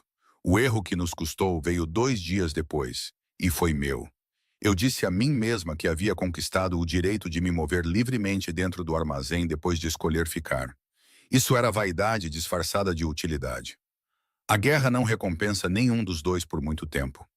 Dante já havia movido a cópia do livro Razão 2 vezes. A tira de velino original estava em um cofre de banco que apenas ele e Matteo podiam acessar. Os homens de Ricardo pressionavam das docas do sul e da rota oeste, testando fraquezas, espionando o silêncio da polícia, ateando pequenos incêndios para medir o tempo de resposta. Cada hora trazia outro telefonema, outro sussurro, outro corpo que costumava pertencer a um nome. Eu queria ajudar. Querer não é o mesmo que saber como. Ao meio-dia, Matteo veio à sala do estúdio no andar de cima que eles haviam meio construído para mim, a partir de um antigo escritório. Precisamos do texto do livro de orações aprimorado, ele disse. O chefe quer uma cópia limpa antes de hoje à noite. Eu deveria ter perguntado por que Dante não viera pessoalmente. Eu deveria ter notado que Matteo não estava usando seu rádio. Eu deveria ter me lembrado que homens sob tanta tensão se tornam mais perigosos quando soam calmos. Em vez disso, peguei a pasta, coloquei o rosário no bolso do casaco e o segui até o elevador de serviço. A porta se fechou atrás de nós com um gemido mecânico. Olhei para o painel. Ele apertou B3. A sala de registros era B2. Meu pulso deu um salto. Andar errado. A mão de Matteo permaneceu no botão. Não. O mundo se estreitou. Ele não apontou uma arma. Não precisava. A traição chegou mais limpa do que isso, na maneira como ele não encontrava meus olhos. Por quê? Perguntei. O elevador descia. Cabos de aço zumbiam acima de nós. Minha filha, ele disse. Levei um instante para entender. Matteo nunca falava sobre família. Em homens como ele, o silêncio era uma fechadura. Ricardo a tem? Ele a tinha há 3 semanas. As palavras saíram secas, esvaziadas pela repetição. Ele me mandou fotos primeiro. Depois, um dedo do homem que aguardava para provar que estava no quarto certo. O elevador continuou a se mover. Você vendeu rotas? Sussurrei. Eu as atrasei. Abri portões. Deixei passar detalhes que deveria ter percebido. E Lucia? Pela primeira vez ele olhou para mim. Não havia defesa em seu rosto. Apenas uma ruína que aprendera a se manter de pé. Eu não estava lá na época, ele disse. Mas sei quem estava. Ricardo faz isso com paz há mais tempo do que Dante sabe. As portas se abriram para a escuridão e o concreto. Homens esperavam. Não os soldados de Ricardo internos caros. Homens contratados. Jaquetas baratas. Mãos enluvadas. Um deles pegou meu braço. Enfiei a microespátula do meu pai nas costas da mão dele antes que ele me segurasse direito. Ele gritou. Outro homem me bateu com força suficiente para faíscas brancas surgirem em minha visão. Matteo praguejou e me segurou antes que eu batesse na parede. Sem danos no rosto dela, ele latiu. Ele a quer reconhecível. Virei a cabeça e cuspi sangue em seu sapato. Seus olhos se fecharam por meio segundo. Eu mereço coisa pior. Sim, eu disse. Eles me levaram mesmo assim. O nível do porão pertencia a um antigo anexo de armazenamento a frio sob o armazém, abandonado anos atrás quando a linha do rio mudou. Concreto. Ferrugem. Ganchos de refrigeração removidos, mas não esquecidos pelo teto. A sala em que me trancaram já guardara flores. Agora continha uma cadeira de metal, um ralo e uma única luz zumbindo que tornava tudo humano da cor de leite estragado. Ricardo chegou 1 hora depois. Ele era elegante como facas antigas são elegantes. cabelos prateados, sobretudo azul marinho. Luvas macias o suficiente para sugerir dinheiro que nunca precisou de mãos limpas. Eu o conhecera 2 vezes em jantares do Salvatore. Ele beijara minha bochecha, elogiara a mesa de Teresa e elogiara Dante com a afeição de um homem admirando um cavalo que ele já treinara. Agora ele sorria para mim como se ainda estivéssemos no jantar. Helena Bellini, ele disse. Você se parece com seu pai principalmente nos olhos. Aquele olhar de decepção, como se o mundo não tivesse conseguido manter padrões de arquivo decentes. Não disse nada. Ele puxou a cadeira oposta à minha e sentou-se. Dante sempre preferiu as difíceis. Não sou dele. O sorriso de Ricardo mudou. Não no sentido legal? Essa papelada pode ser substituída. Não no sentido emocional? Ele abriu as mãos enluvadas. Essa resposta me interessa mais. Sustentei seu olhar porque o terror odeia ser testemunhado. Você vendeu Lucia, eu disse. Ele inclinou a cabeça. Eu permiti que uma rota inconveniente permanecesse visível. Algo dentro de mim ficou frio o suficiente para parecer limpo. Ela tinha 16 anos. Ela era uma filha que sua mãe pretendia levar para longe da família. Ele se recostou. O amor torna as mulheres tolas primeiro e os homens em segundo. Sofia queria sair. Dante ainda acredita que o amor é um fogo que aconteceu com ele. Eu estava tentando ensiná-lo o que é a alavancagem. Aí estava o espelho. Não apenas maldade, instrução. Uma filosofia de poder tão pura que apodrecera em religião. Meu pai descobriu, eu disse. Tarde demais, em excesso. O olhar de Ricardo baixou brevemente para o meu bolso. E agora a garota cuidadosa dele carrega contas de sacramento em uma sala de guerra e acha que isso a torna menos propensa a quebrar. Minha mão se apertou em torno do rosário através do tecido. Ele notara. Claro que sim. Onde está o livro Razão original? Ele perguntou. Não disse nada. Ele suspirou. Seu pai escondia dados dentro de encadernações reparadas porque acreditava que o papel sobrevive à covardia. Ele estava certo, mas as pessoas não. Quando ele se levantou para sair, Mateo apareceu na porta lá atrás dele. Nossos olhos se encontraram. Pela primeira vez desde o elevador, sua máscara caiu. Não o suficiente para perdão, o suficiente para o luto. Não o deixe machucar, Teresa, eu disse. Isso o atingiu, porque ele recuou. Depois que Ricardo saiu, olhei ao redor da sala e forcei minha respiração a diminuir. Cadeira de metal. Ralo. Luz única. Um cano de radiador enferrujado ao longo da parede. E no chão, perto do rodapé, flocos de polpa, de papel velho de embalagens de flores que já forraram caixas de armazenamento. Papel. Sorri apesar do corte no lábio. A restauração me ensinara 3 coisas úteis. O que o calor faz com os adesivos, como a umidade deforma o papelão, e exatamente como é fácil fazer os homens subestimarem qualquer coisa que pareça delicada. Rasguei a bainha da minha combinação, encharquei-a com a condensação do cano e comecei a trabalhar na antiga caixa elétrica com o grampo do meu cabelo e a espátula escondida na minha bota. Se Dante viesse, eu precisaria de tempo. Se não viesse, eu precisaria de mais do que oração. Dante. A ausência de Mateo atingiu Dante como um degrau em falso. No momento em que a filmagem do serviço se repetiu e a sala de trabalho de Helena estava vazia, ele já sabia. Não os detalhes, a forma. A traição sempre tinha uma geometria. Ele encontrou o canhoto da passagem de trem no lixo do andar de cima e quase quebrou a própria mão na parede, porque ela voltara uma vez e ele ainda assim falhara em manter a porta segura atrás dela. Quando viu o rosário faltando no gancho do casaco dela, algo mais frio que o pânico o invadiu. Ela o pegara, o que significava que estava com medo o suficiente para segurar o que ele tocava. Capítulo 9. A porta da câmara fria. Ele disse meu nome como uma ferida. A luz zumbia, o cano suava, o tempo parou de fingir ser linear. Eu trabalhei, não com elegância, não como uma conservadora em um estúdio limpo, com uma mesa climatizada e luvas. Como a filha de um restaurador e a esposa de um chefe da máfia que finalmente ficara sem espaço para delicadeza.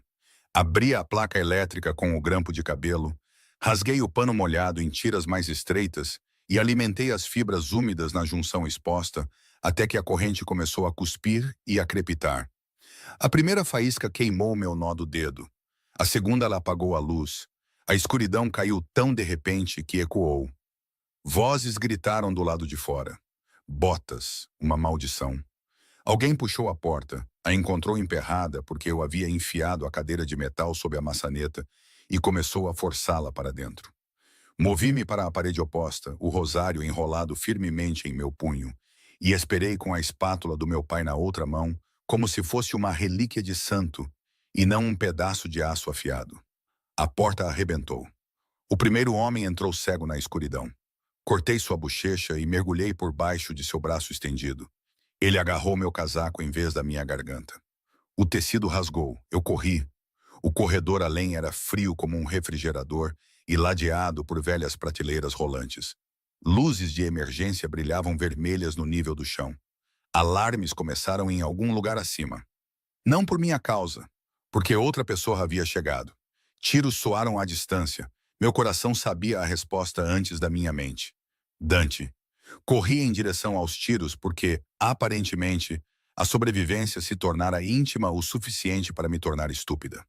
Uma mão agarrou meu pulso na curva do corredor e me jogou contra o concreto. Mateo.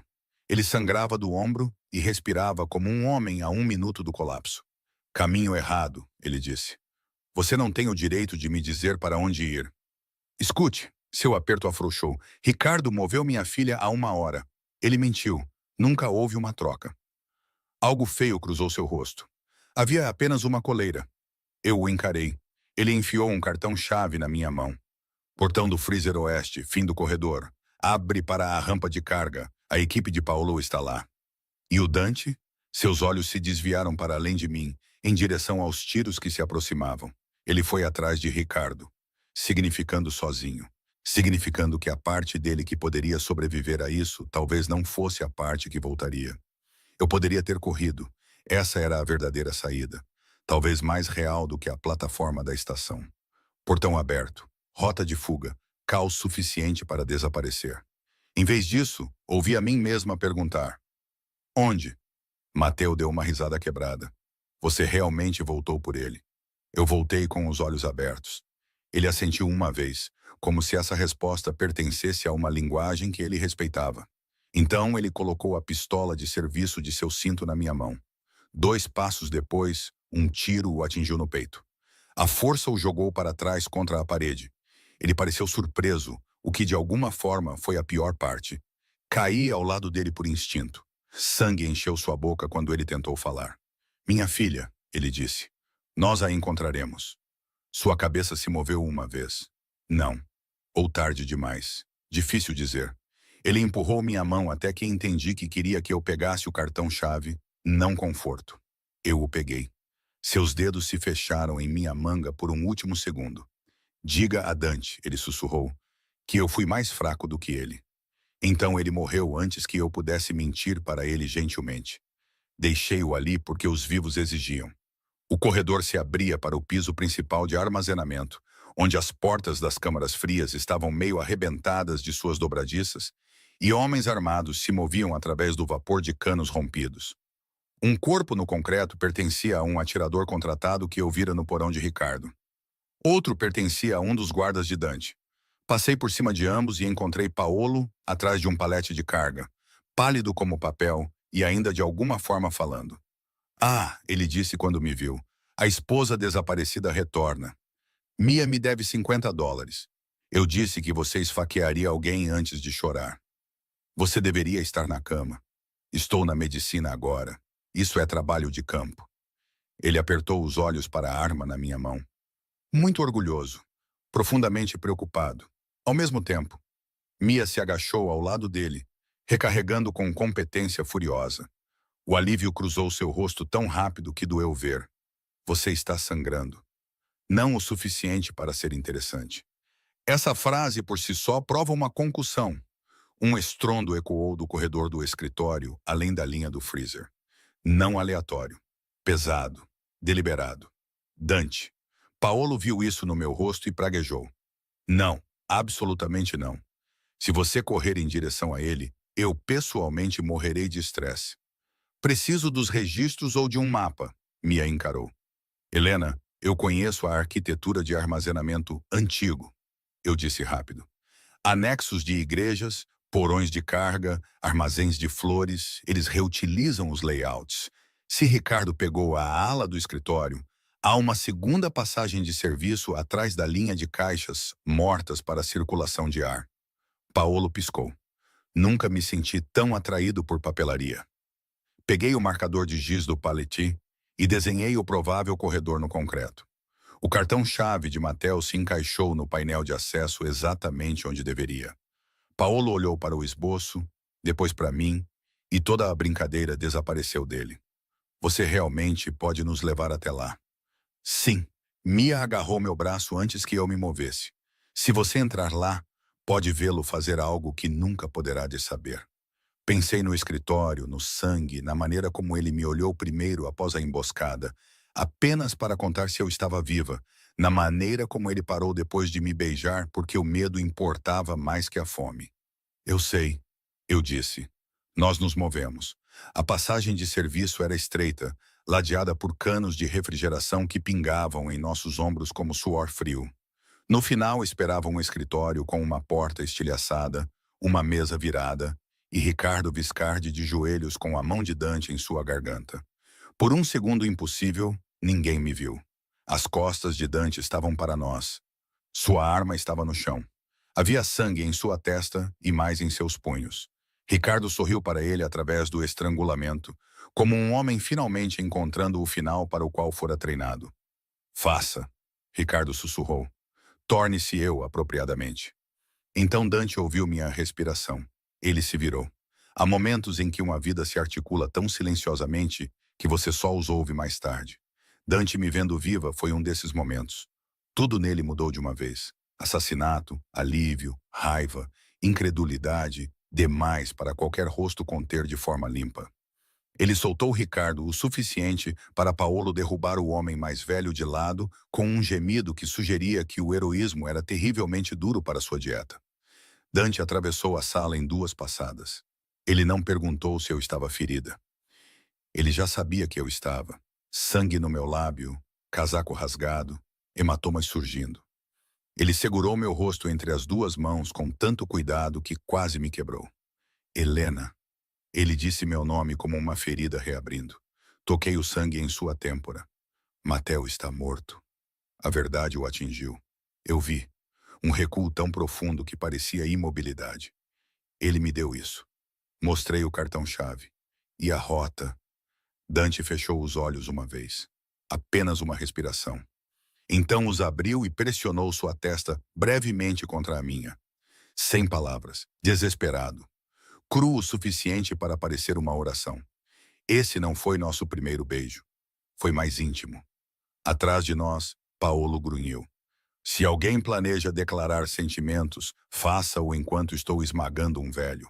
Eu gostaria de uma compensação emocional. Ricardo riu com os lábios partidos. Viu? É por isso que o amor arruína a disciplina. Dante se virou lentamente. Eu nunca o vira parecer tanto com as piores histórias contadas sobre ele. Não porque ele era barulhento, porque ele se tornara silencioso o suficiente para matar de forma limpa. Um de nós poderia não sobreviver ao que viria a seguir. Todos nós sabíamos disso. Ricardo também sabia. E ele ainda estava sorrindo. Capítulo 10. A Casa do Rio. O homem que ele matou era quase seu pai. Eles levaram Ricardo vivo por exatos 43 minutos. Tempo suficiente para limpar o armazém.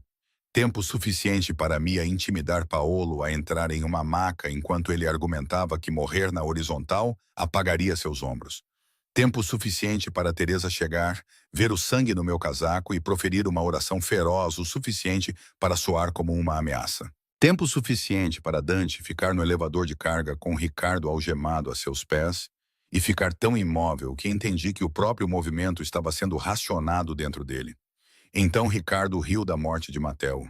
Foi isso que encerrou os 43 minutos. Não a traição de Lucia. Não os anos de roubo. Nem mesmo o sequestro. Mattel, apesar de sua falha, morrera tentando devolver algo. Ricardo zombou disso. Dante ouviu. Eu também. Levem-no para a Casa do Rio, disse Dante. Ninguém discutiu.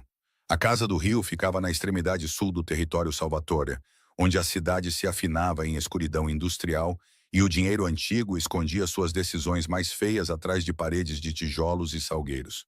Pertencera ao avô de Dante. Os homens ainda falavam dela em voz baixa, o que me dizia o suficiente. Fui mesmo assim. Dante me disse para não ir. Vou terminar isso esta noite, ele disse no SUV blindado, uma mão apoiada no assento à sua frente, o sangue secar escuro na têmpora. Ele não deixaria Mia costurar direito. Eu também. Este não é o seu trabalho. Aquele homem matou meu pai, vendeu sua irmã e me levou para o subsolo como um pacote. Minha voz estava mais firme do que eu me sentia. Não me diga onde minha vida deixa de ser meu trabalho. Ele me olhou por um longo momento, depois assentiu uma vez. Permissão, rendição, respeito. Difícil separar com ele. Talvez fossem a mesma coisa. Na casa do rio, o ar cheirava a lama do lago, polidor de madeira antigo e fantasmas. O escritório com painéis no andar de cima tinha olhos de taxidermia nas paredes e uma lareira preparada, mas não acesa. Ricardo sentou-se amarrado a uma cadeira no centro do tapete, como um convidado que sobrevivera à cortesia. O arquivo copiado de Mattel estava na mesa ao lado da arma de Dante. Eu soube então o que Dante pretendia. Não tortura. A verdade primeiro. Ele interrogou Ricardo da mesma forma que lutava, sem linguagem desperdiçada. Datas, nomes, rotas, contas. Quais homens foram comprados? Qual capitão de polícia? Qual funcionário da doca? Qual primo? Ricardo respondeu a algumas porque a arrogância gosta de testemunhas. Ele mentiu sobre outras porque o hábito sobrevive à utilidade. Fiquei na mesa comparando suas respostas com a cópia do meu pai, corrigindo onde podia, tocando a forma dos rastros de dinheiro porque meu pai treinara meu olho para seguir colunas sem perder o significado.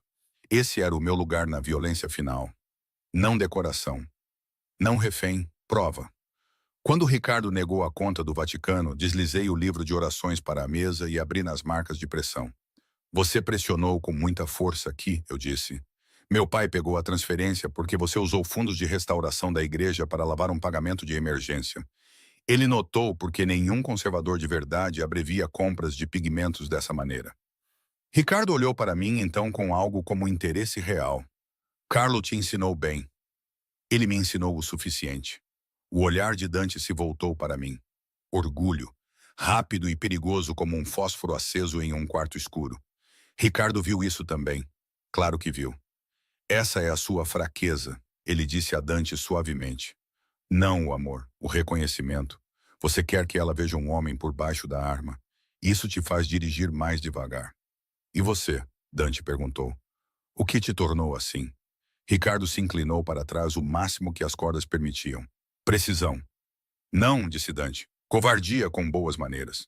O silêncio depois disso foi profundo como uma catedral.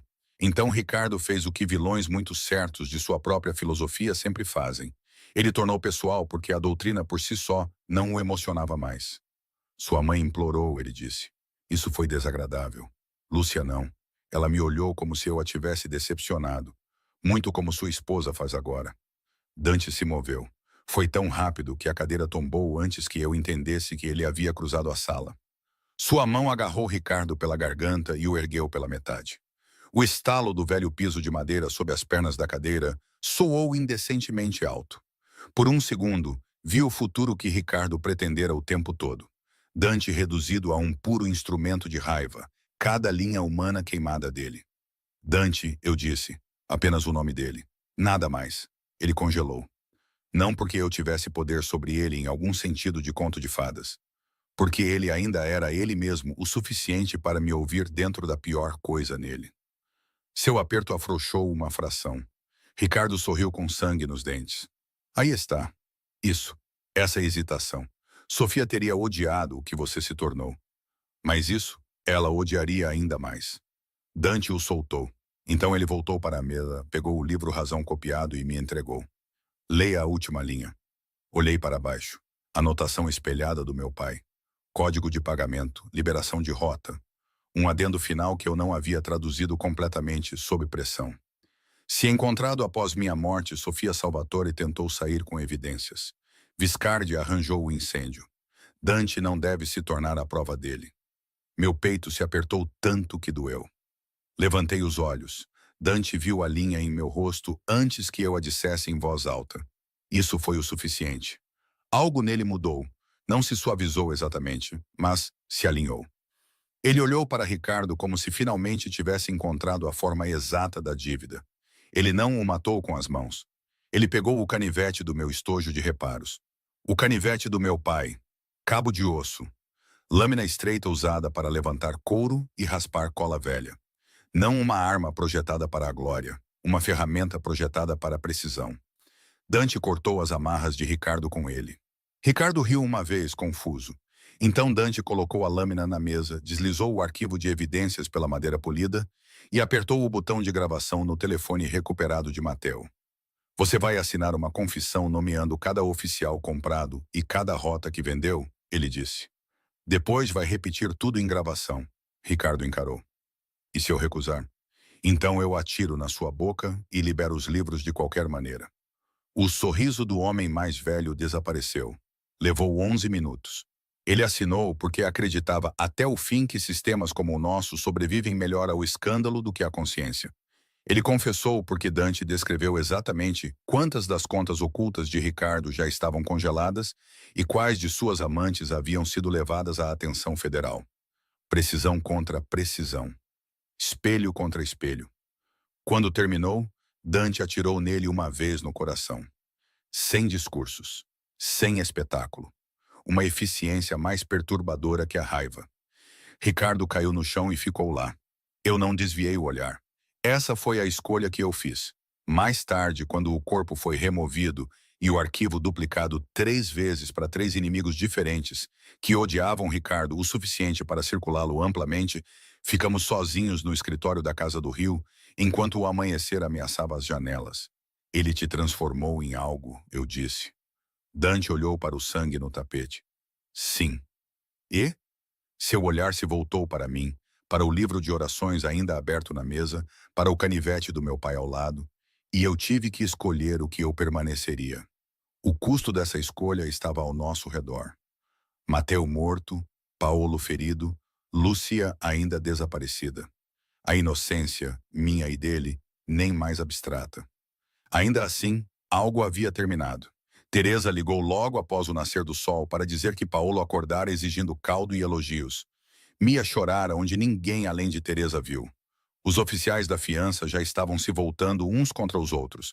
Dante atendeu o telefone, ouviu e finalmente exalou. Então ele olhou para mim através da sala arruinada e disse as únicas palavras que poderiam importar depois de uma noite como aquela. Acabou. Capítulo 11. A mesa da cozinha. Ele pediu sem fingir que era simples. A guerra terminou de forma desordenada. Corpos ainda precisavam ser enterrados. Contas ainda precisavam ser fechadas. 2 capitães de polícia renunciaram por motivos de saúde, o que em Chicago sempre foi um dialeto do medo. Os jornais publicaram histórias sobre crimes financeiros organizados e um trágico incêndio em um armazém. Ninguém imprimiu o nome de Lucia. Ninguém imprimiu o do meu pai. Dante garantiu que ambos fossem esculpidos em pedra de qualquer maneira. Lucia na capela da família, Carlo Bellini no jardim lateral de Santa Cecília, onde flores de papel de velhas coroas de funeral costumavam soprar contra a cerca. Paolo sobreviveu, o que ele anunciou a todos como uma inconveniência heróica. Tive uma revelação de quase morte, ele me disse 3 semanas depois, de uma cadeira na cozinha restaurada da Casa Salvatore. Se Mia se recusar a me amar, talvez eu tenha que me tornar interessante. Mia bufou do fogão. Comece tomando seus antibióticos. Teresa bateu em seu ombro com uma colher de pau. E pare de flexionar os músculos para a sopa. Não estou flexionando. É assim que o luto se assenta em mim. Ri tanto que me dobrei sobre a mesa. Foi assim que a cura começou, eu acho. Não com paz, mas com o ridículo sendo permitido de volta na sala. Eu não havia voltado para o quarto de Dante. Isso surpreendeu a todos, exceto Teresa, que teve a boa educação de fingir não notar. Vivíamos na mesma casa agora por escolha deliberada, mas eu mantinha meu próprio quarto na ala leste e minha própria sala de trabalho perto da biblioteca, onde a luz da manhã caía limpa sobre a mesa de conservação que Dante construíra para mim, com nogueira recuperada e aço. Ele fizera isso sem perguntar. Eu disse a ele que isso era tirânico. Ele disse que as gavetas eram forradas de camurça, então eu deveria sofrer lindamente. Estávamos nos conhecendo de maneiras menores agora. Como ele tomava café apenas depois do amanhecer e apenas se eu o entregasse. Como eu falava demais quando nervosa. E ficava em silêncio quando já estava magoada. Como sua mão às vezes pairava nas minhas costas em salas lotadas sem pousar. Como eu ainda acordava com certos ruídos. E ele nunca fingia não notar as noites em que eu vagava pelo jardim da capela em vez de dormir. O rosário se tornara um objeto compartilhado sem discussão. Às vezes estava em sua mão durante as reuniões, as contas clicando suavemente contra seus nós dos dedos, como na noite em que fiquei do lado de fora de seu escritório com café em uma bandeja e esperança arranjada como vidro em meu peito. Às vezes, quando ele me encontrava curvada por muito tempo sobre papel danificado, ele colocava as contas ao lado da minha lâmpada e saía sem uma palavra, como se reconhecesse que a firmeza podia ser emprestada. Numa tarde chuvosa, Paolo entrou mancando na minha sala de trabalho, carregando uma caixa de doces selada e fofoca em sua postura. Trago canole e informações. Qual é mais confiável? Os canole, cruelmente. Ele se sentou sem ser convidado e baixou a voz. Ele teve o anel em sua mesa o tempo todo, você sabe. Minha mão parou sobre a página rasgada do manuscrito que eu estava reforçando com papel de seda. Que anel? Paulo me encarou. Lena, se eu tiver que explicar seu próprio simbolismo trágico, cobrarei taxas de consultoria. O calor subiu pela minha garganta. Você é impossível. E, no entanto, informativo. Ele se inclinou mais perto. Além disso, se você partir o coração dele agora, Mia diz que apoiará os direitos das mulheres e os erros das mulheres, mas ainda me fará dirigir com ele durante isso. Por favor, planeje seu tempo. Joguei um pedaço de papel de seda enrolado nele. Ele o pegou com dignidade ferida. Naquela noite, Dante me encontrou na mesa da cozinha consertando um missal infantil. Teresa o descobrira no depósito, queimado nas bordas pelo fogo da capela. Páginas coladas pelo fumo antigo. Lá fora, a chuva batia nas janelas. Lá dentro, alho e manjericão pairavam no ar do molho de Teresa. A casa parecia improvavelmente humana. Ele colocou 2 xícaras de chá na mesa e ficou ali por um momento, como se ensaiasse nada. Paolo falou com você. Ele faz isso constantemente. Sobre o anel. Olhei para cima. Ele não se esquivou. Uma das coisas que aprendi depois da guerra foi que a honestidade de Dante vinha mais rápido quando ele parava de usar a crueldade como escudo. Não mais fácil. Apenas mais rápido. Sim, eu disse. Ele enfiou a mão no bolso e colocou o anel na mesa entre nós. Minha aliança de casamento. Ouro liso. Pequena o suficiente para parecer ridícula, dada a quantidade de ruína que sobrevivera. Eu aguardei, ele disse. Eu sei. Eu deveria tê-la devolvido quando você voltou. Provavelmente. Ele assentiu uma vez. Aceitou a repreensão. Depois sentou-se à minha frente, os antebraços apoiados na madeira gasta onde Teresa amassava pão e Paolo reclamava do destino. E eu, de alguma forma, começara a pertencer. Isso não pode ser um conto de fadas, ele disse. Quase sorri. Isso é uma sorte. Não fico bem em passividade. Seu olhar se aqueceu. Uma coisa rara. Visível apenas porque lhe custara muito para se tornar possível. Não, você não fica. A chuva caiu mais forte contra o vidro. Ele olhou para o missal infantil à minha frente. Seu couro enegrecido se abria sob pesos macios e mata-borrões. Você salvou isso, ele disse. Eu o estabilizei, corrigi. Salvar vem depois. Há uma diferença? Sim, alicei a borda de uma página com a dobradeira de osso.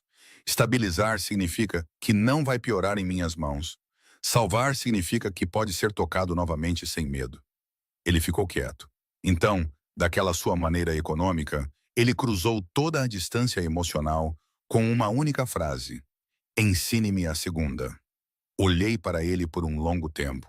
Este homem impossível, violento, disciplinado, que uma vez me dissera que nunca me amou, e agora se sentava a uma mesa de cozinha pedindo não por absolvição, nem mesmo por romance, mas por instrução sobre como não arruinar o que importava.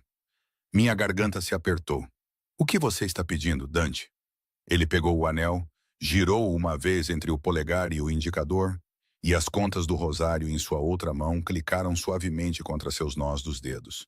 Estou perguntando, ele disse, se você se casaria comigo agora, Não porque seu pai pediu, não porque meu nome protege o seu, mas porque eu sei o que custa te perder, Santinha. E eu gostaria que o resto da minha vida respondesse a isso honestamente. Aí estava, não grandioso, não limpo, ponderado com tudo. Chorei imediatamente, o que foi embaraçoso e aparentemente inevitável. Ele não se moveu para me parar. Apenas ficou ali com toda aquela paciência perigosa e me deixou ter a verdade daquilo. Sim, eu disse finalmente. Mas se você falar comigo como naquela noite no escritório de novo, eu levo metade da sua arte e todo o seu café. Um sorriso muito pequeno tocou sua boca. A extorsão fica atraente em você. Ele contornou a mesa então, lentamente, tempo suficiente para recusar. Eu não recusei.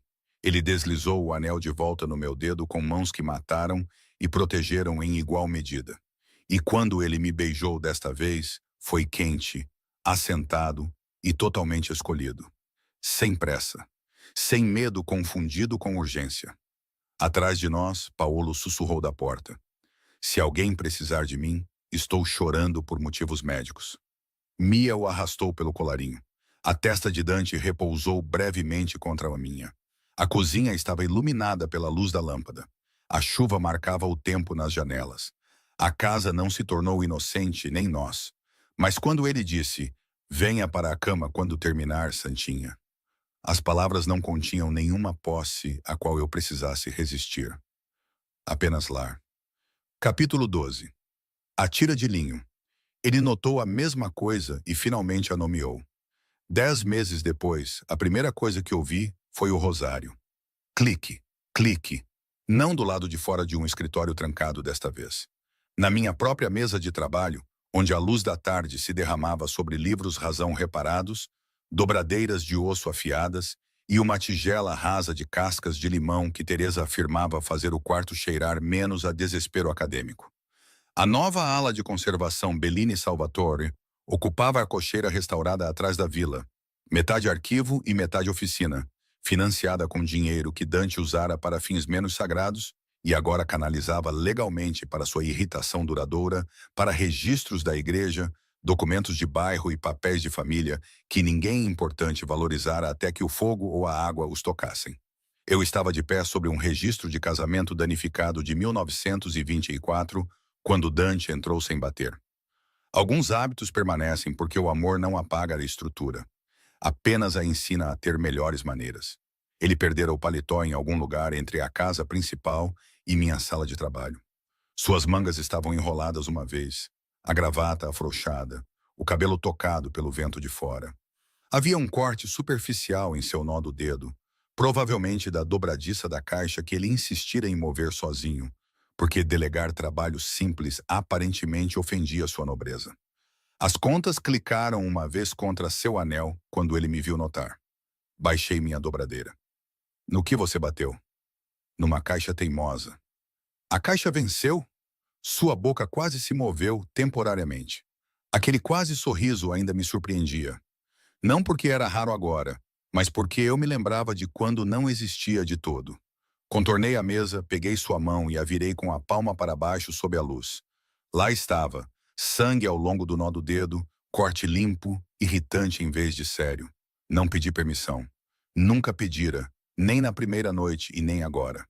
Peguei a tira de linho no bolso do meu avental e enfaixei sua mão como se a ferida importasse mais que a arma, mais que o nome do homem, mais que tudo que ele um dia pensara que a ternura tornava impossível. Seu olhar permaneceu em meu rosto o tempo todo. Lá fora, crianças da escola paroquial eram levadas pelo jardim da capela para uma aula de história. Suas vozes entravam pela janela aberta como pássaros que ainda não haviam aprendido o medo direito. Em algum lugar da casa, Paolo reclamava que a paternidade não melhorara seus abdominais. Mia, agora sua esposa apesar de todas as previsões sãs, disse-lhe para segurar o bebê antes que ela prescrevesse silêncio. Teresa riu.